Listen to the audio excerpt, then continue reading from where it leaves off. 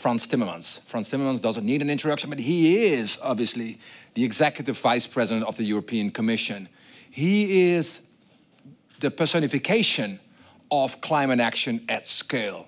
He put on the table the Green New Deal, and Mr. Timmermans, Your Excellency, we're very humbled having you as a friend of the GCA. Please, you have the floor, sir. Thank you very much. And it's great to see so many friends, even though it's only virtual. It's about time we got to meet each other again, especially my great friend Ban Ki-moon, but also my great friend and former colleague, Kristalina Georgieva, with whom I had really a very good time at the European Commission. It's been 8 months since we met at the Climate Adaptation Summit, which was in the midst of the pandemic. We've made a lot of progress since then, but there's still so much work to do, both in fighting the virus and in delivering on a green recovery. Over the last months in Europe, like in other parts of the world, we have faced a number of extreme weather events, extreme rainfalls, causing havoc in Germany, in Belgium, in the Netherlands, in Luxembourg, in France, Switzerland, Austria, Italy. More than 200 people died. And immediately after that, we saw widespread forest fires raging through Greece, Italy, France, and Spain. I was in France just a couple of days ago, where I witnessed that in Marseille again, which all caused huge economic losses and endangered people's lives and livelihoods. We're still very much under the impression of last month's IPCC report, which I think is timely because it underpins what we already witness ourselves, that climate has changed. We're in the middle of the climate crisis. It's not something that's announced, it's there.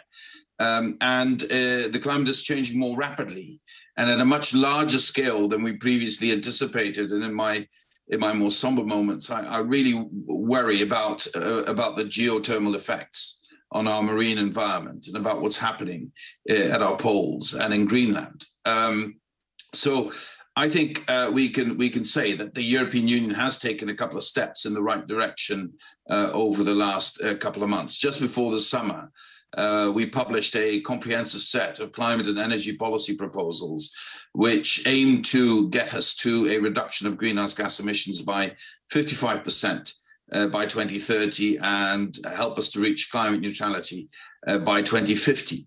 I do welcome the actions of other countries that have recently raised their ambition, many more committing also to carbon neutrality by the middle of the century, but much more needs to be done. And we need to enhance the NDCs if we want Glasgow to be a success. And I specifically call on China, one of the major emitters on this planet, to do more and to show us that China is one of the global leaders taking us into a better future.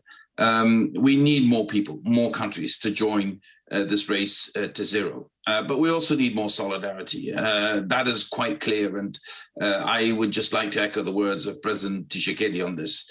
And also, reducing greenhouse gas emissions is not enough by itself. We need to adapt to the inevitable impacts of climate change. You know, we need to overcome this idea that adaptation is sort of emitting defeat. It's not.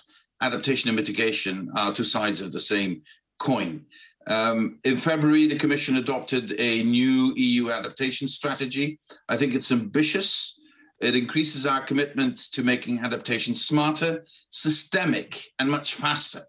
At the heart of all of this is global collaboration, and that's why what the GCA is doing is so important. We need the world to come together on the issue of adaptation and to be very specific on what is needed in different parts of the world.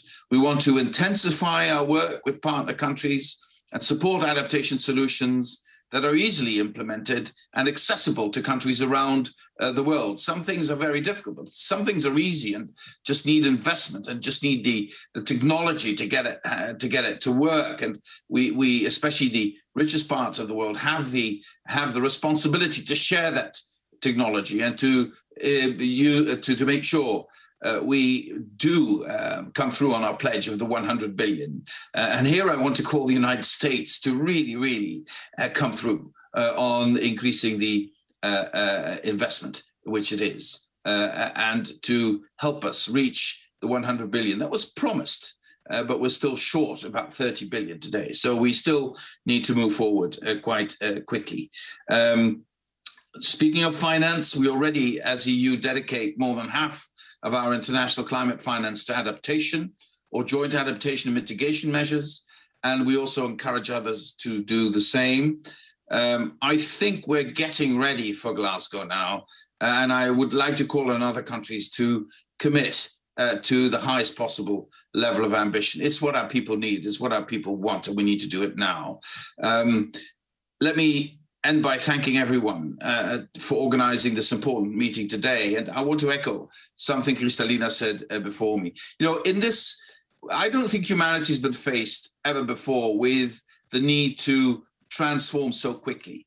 And I think we combining the effects of the pandemic with the climate crisis, with the biodiversity crisis and the industrial revolution in a geopolitically quickly changing environment, you could see this as a combination of threats that could paralyze us, but we should see it as a combination of opportunities that should mobilize us. We can transform our society. We can learn to live within planetary boundaries, but it will only succeed if we start now with radical measures, quickly implementing them. And for this, we need political will. And for this, obviously, we need finance. And we also need to start rethinking the premises we use in terms of what we see as debt, what we see as investment, et cetera, et cetera. We need to rethink our world just as much as our grandparents had to rethink our world in 1945 after the Second World War. This is a moment in history that is at least